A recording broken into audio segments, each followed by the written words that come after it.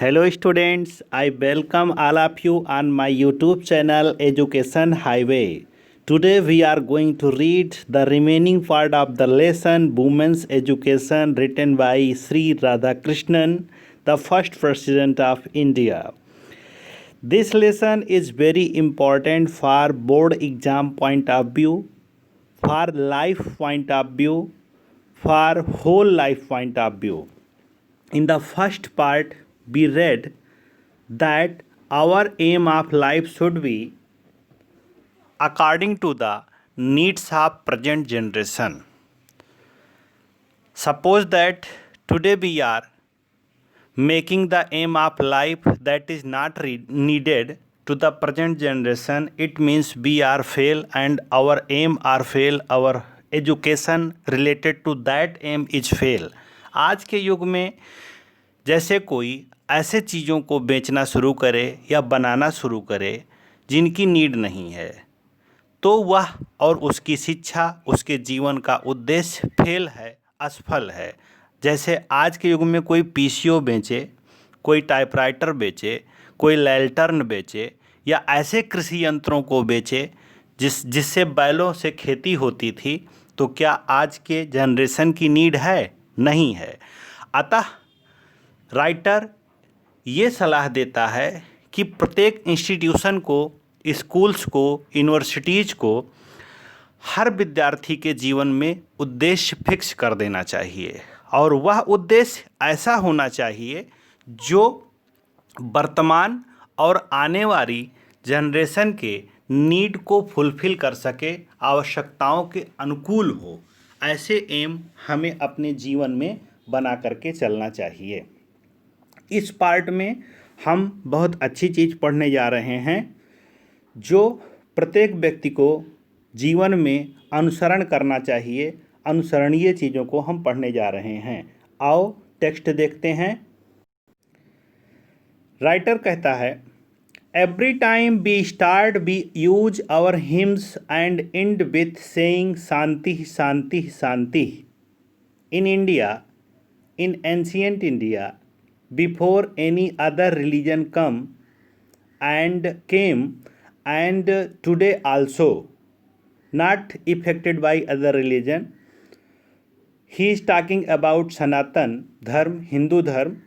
He says here, when we start any particular work, we start with hymns, with prayer, with पूजा। हम जब कोई भी विशेष काम शुरू करने जाते हैं तो हम किसी प्रेयर से, किसी आराधना से, किसी पूजा से शुरू करते हैं। गणेश की आराधना हो या अपने इष्ट देव की आराधना हो, किसी भी देवी देवता की आराधना हो, उससे उसकी भजन से हम काम को शुरुआत करते हैं। Every time we start we use our hymns और end with saying shanti shanti shanti. और जब हमारा काम ख़त्म हो जाता है या काम को समाप्त करते हैं, तब हम क्या कहते हैं? शांति शांति शांति। ये हमारी परंपरा रही है, ऐसा हमारा संस्कार रहा है कि हम काम की शुरुआत में ईश्वर को धन्यवाद दें, गॉड को थैंक्स कहें और काम के अंत में ईश्वर को थैंक्स कहते हुए हर चीज़ में शांति हो, ऐसा हम करते हैं। The teacher and the pupils are expected to avoid hating each other. बहुत अच्छी बात कही है। एक अध्यापक को अपने शिष्यों से घृणा करने से बचना चाहिए। A teacher should avoid hating to their students, his students, and also student should avoid hate to his teacher. गुरु को शिष्य से, शिष्य को गुरु से घृणा करने से बचनी चाहिए। यह परंपरा बहुत पुरानी है। शिष्य और गुरु की परंपरा की देन भारत की देन है। सबसे पहले जो गुरु और शिष्य की परंपरा को शुरू किया था वो भगवान शंकर ने शुरू किया था। ये बड़ी पावन परंपरा है। अतः प्रत्येक विद्यार्थी को और प्रत्येक अध्यापक को एक दूसरे से नफरत करने से, घृणा करने से बचना चाहिए, ऐसा राइटर सुझाव देता है। फिर आगे बात होती है कंपेजन, मर्सी, दया, kind. Compassion, daya is the quality which is more characteristics of women than of men. Writer thinks and writer challenge here that mercy is more good quality, more quality of women than a man. Writer कहते हैं कि एक दया ऐसी ऐसी quality है, mercy ऐसा गुण है जो महिलाओं में पुरुषों की अपेक्षा अधिक पाया जाता है। Mercy is the better quality of women than man. Compassion is the best quality of women than every one in the comparison of any one. ऐसा लेखक कहता है।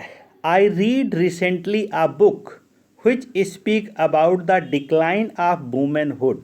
Writer says here that he read recently a book that is telling about the decay of womanhood. ऐसी किताब का अध्ययन अभी recently लेखक ने किया है जो ये बताता है कि स्त्रीत्व में कमी आई है, वुमेनहुड में कमी आई है। भारत देश में ही नहीं पूरे विश्व में बात किया जाए तो महिला सशक्तिकरण में कमी आई है, स्त्रीत्व में कमी आई है। वह क्या है? And says that this is so because there is a decline in compassion. क्यों कमी आई है? इसका रीजन लेखक बताता है कि दया की कमी आई है। दया एक ईश्वरीय गुण है जो महिलाओं में पुरुषों की अपेक्षा अधिक पाया जाता है, पर जब माताओं में, महिलाओं में दया का गुण कम होगा तो स्त्रीत्व के बढ़ाव में या स्त्रीत्व में भी कमी आएगी। ऐसा उस किताब में लेखक ने पढ़ा जिसके बारे में वो बात कर रहा है। In the other words, the natural quality of women is compassion. दूसरे शब्दों में जो प्राकृतिक गुण है, जो नेचुरल क्वालिटी है, वो एक महिला का क्या है? कंपेजन है। A natural quality of women is mercy, a natural quality of women is kind. Compassion writer कहता है ये स्वाभाविक गुण है, प्राकृतिक गुण है, नेचुरल गुण है। If you do not have compassion you are not human. Writer says here that if you have not mercy, you are not generous, you are not gentle, you are not man. You are not man. What then you are? It is therefore essential for every human being to develop. It is, यहाँ से देखते हैं, it is therefore essential for every human being to develop the quality of considerateness, kindness and compassion. It is duty of every human being to develop the quality of mercy, the quality of generosity, the quality of thinking, considerateness and compassion. Same thing, लेखक कहता है कि प्रत्येक व्यक्ति का ये moral कर्तव्य बनता है, नैतिक गुण बनता है, एथिक क्वालिटी बनती है कि वो अपने अंदर विचारवान हो, दयावान हो, जनरस हो, उदार हो। इस गुण को विकसित करना चाहिए। इस गुण के बिना हम बेकार हैं। लेखक यहाँ पर ये चीज़ को स्पष्ट करता है। Without these qualities we are only human animals. Without mercy, without considerateness, without kindness, a human is, a man is और a women is like human animal. बिना इन गुणों के एक व्यक्ति मनुष्य नहीं है, वह नर पशु है। नॉट मोर देन दैट, और इससे ज़्यादा कुछ नहीं, ऐसा लेखक कहता है। संस्कृत में एक श्लोक है, हमें याद आ गया, एषाम न विद्या न तपो न दानः ज्ञानम न शीलम गुणो न धर्मः ते मृत्युलोके भूभार भुवः मनुष्य रूपेण मृगः चरन्ति। जिनके पास न विद्या है, न तप है, न ज्ञान है, न बल है, अच्छी चीज़ें जितनी भी एक मानवता के लिए होती हैं वो नहीं हैं, तो वह इस पृथ्वी लोक पर, इस मृत्युलोक पर मनुष्य के रूप में एक हिरण की तरह विचरण कर रहा है। इससे बेटर कुछ नहीं है। दूसरा, इसी संदर्भ में मैंने एक श्लोक पढ़ा था, साहित्य संगीत कलह विहीना साक्षात पशु पुच्छ पीसाणहीना। Those person who has not literacy, who has not art of living, who had not art of making good thing, they are like a animal without tongue, they are like a animal without horn and tail। बिना सींग और पूंछ के वह व्यक्ति एक पशु के समान है, जिसके पास न साहित्य है, न कला है, न अन्य अच्छे गुण हैं जो एक इंसान को अच्छे बनाते हैं। उसी चीज को लेखक ने इसमें समझाया है। There is famous verse which tells us संसार वृक्ष वृक्षस्य। एक फेमस श्लोक है, प्रसिद्ध श्लोक है, जो इस संसार को एक बड़ा वृक्ष की तरह मानता है। संसार विश्व वृक्षस्य, यह संसार एक बहुत बड़ा वृक्ष के समान है। अच्छा, इस संसार में फिर है क्या? In this imperfect world samsara there are two fruits of inimitable quality. इस संसार में, इस अपूर्ण संसार में या इस अपूर्ण संसार के दो फ्रूट्स हैं, दो फल हैं जिनको जानना चाहिए। दो अनुपम गुणों से युक्त फल हैं जिनको जानना चाहिए। वो क्या हैं? They are study of our great classics. Writer says here, if you are living in India, if you are living in this world, there are two fruits of this world. First fruit is to read our great classics. हमें अपने महान प्राचीन ग्रंथों का अध्ययन करना चाहिए। क्यों? क्योंकि उनके लेखक, उनके रचयिता अत्यंत उत्कृष्ट सोच के थे, बहुत हाई मॉरल के थे। हमें अपने वेदों का अध्ययन करना चाहिए, हमें अपने पुराणों का अध्ययन करना चाहिए। ये संसार का सबसे उत्तम फल है। Although this world is imperfect, ये वर्ड पूर्ण नहीं है, अपूर्ण संसार है। So various, so new, so changeful, but there is not joy nor help for pain. जैसे कि एक पोयम में कहा गया है मैथ्यू आर्नाल्ड के, उसी तरह से संसार है। लेकिन इस संसार के सबसे महत्वपूर्ण दो फल हैं। प्रथम यह है कि हमें अपने महान ग्रंथों का अध्ययन करना चाहिए। आपने एक पोयम पढ़ी होगी, द स्कॉलर। उसमें लेखक कहता है, I pass my time in library, why? Because in the reading book, because those books writer were so mighty mind. उन किताबों के लेखक जो हैं बड़े महान सोच के, बड़े उत्कृष्ट सोच के व्यक्ति थे, अतः मैं अपना समय अध्ययन में बिताता हूँ, लाइब्रेरी में बिताता हूँ। ठीक। अच्छा, और दूसरा क्या है? These two are the things which mould men's mind and heart. संसार के दो महान कर्तव्य, दो महान फल हैं, अध्ययन करना चाहिए। क्योंकि ये जो महान ग्रंथ हैं, क्लासिक्स हैं हमारे, ये हमारे मन मस्तिष्क को उत्कृष्टता से भर देंगे, उच्चता से भर देंगे, हमारे सुपर पावर को जगा देंगे, हमें मॉल्ड कर सकते हैं, हमें पिघला सकते हैं, परिवर्तित कर सकते हैं। फिर लेखक कहता है, I am anxious that our great classics should be studied. मैं चिंतित हूँ, हमारे महान ग्रंथों का अध्ययन किया जाना चाहिए। इस विषय को लेकर के मैं चिंतित हूँ, वर्तमान पीढ़ी के द्वारा अध्ययन किया जाना चाहिए। The classics of all countries of which we are the inheritors. और अपने देश के ही महान ग्रंथों का नहीं, हो सके तो पूरे विश्व के जितने महान ग्रंथ हैं, जितनी महान किताबें हैं, उनका अध्ययन करना चाहिए। क्यों? क्योंकि हम उसके उत्तराधिकारी हैं। हमारे पूर्वजों ने हमारे लिए उन ग्रंथों की रचना करके छोड़ी है, अतः हमें उनका अध्ययन करना चाहिए। In it is a small dialogue, एक छोटा सा संवाद है, बताता है लेखक, स्मॉल डायलॉग बताता है। इन एन उपनिषद, एक उपनिषद का एक छोटा सा डायलॉग वो बताता है। That a question is put, उस उपनिषद में एक प्रश्न किया गया।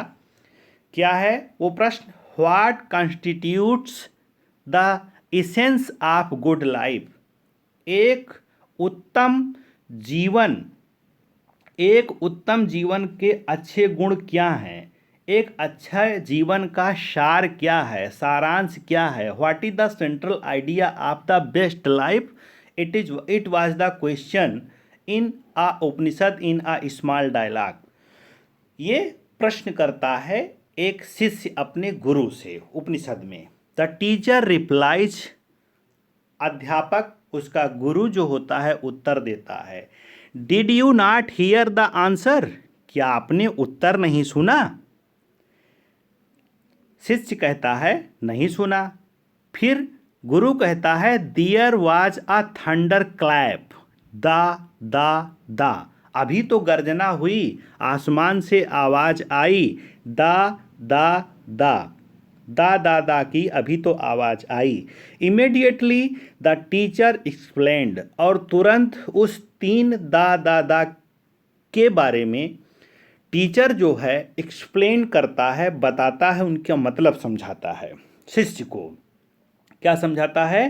That these were the essence of good life, कहता है यही सेंट्रल आइडिया है एक अच्छे जीवन का, यही सार है, यही फ्रूट है एक अच्छे जीवन का। वो क्या है? दम, दान, दया। अगर किसी व्यक्ति में दम है, दान है, दया है, तो ये तीन गुण ही अच्छे जीवन के सारांश हैं, अच्छे जीवन की सेंट्रल आइडिया है। They constitutes the essence of the good life, यही अच्छे जीवन के सिद्धांत हैं या सार हैं। यू मस्ट हैव दम ऑफ सेल्फ कंट्रोल, टीचर कहता है शिष्य से कि आपको सेल्फ कंट्रोल करना चाहिए। It means you should control your bad habits, we should control our bad habits, we should grow our good habits.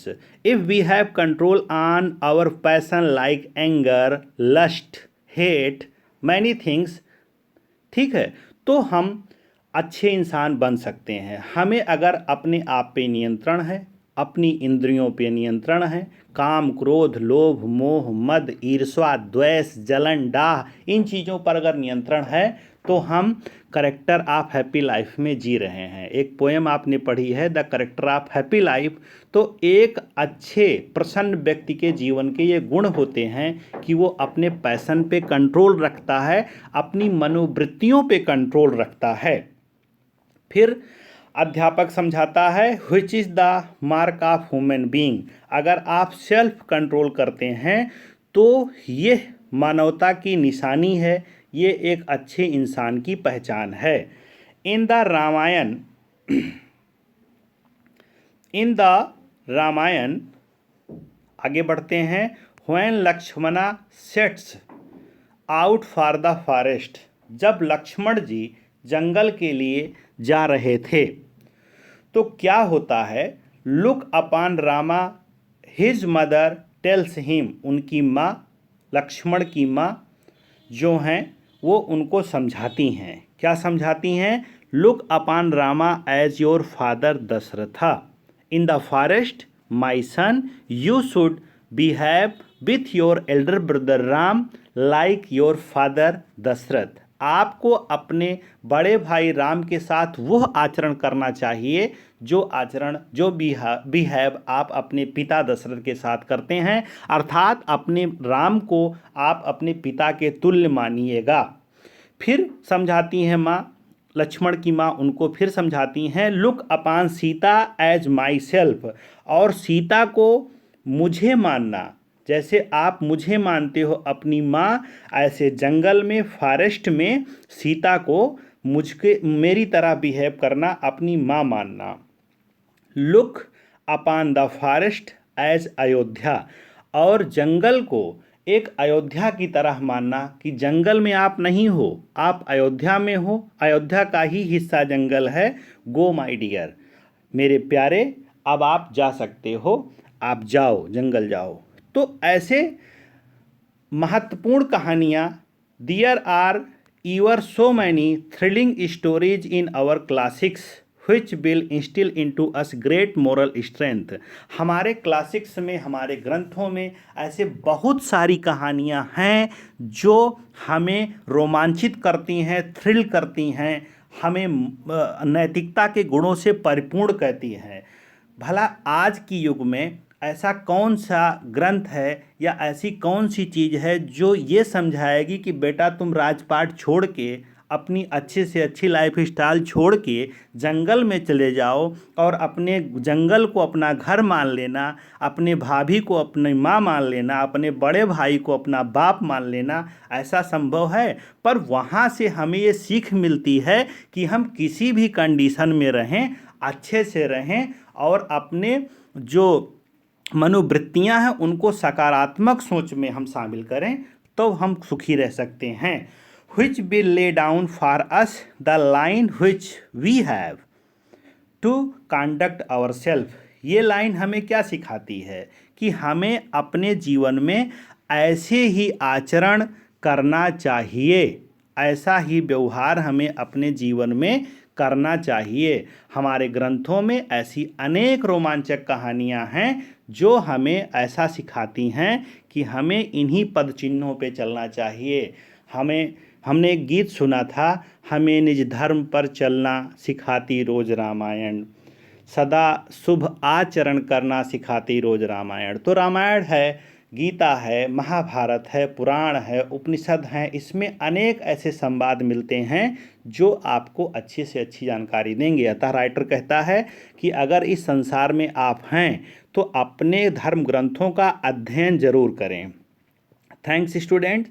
Next part या रिमेनिंग पार्ट जो इसका बचा हुआ हिस्सा है वो अगले क्लास में आपको पढ़ाया जाएगा।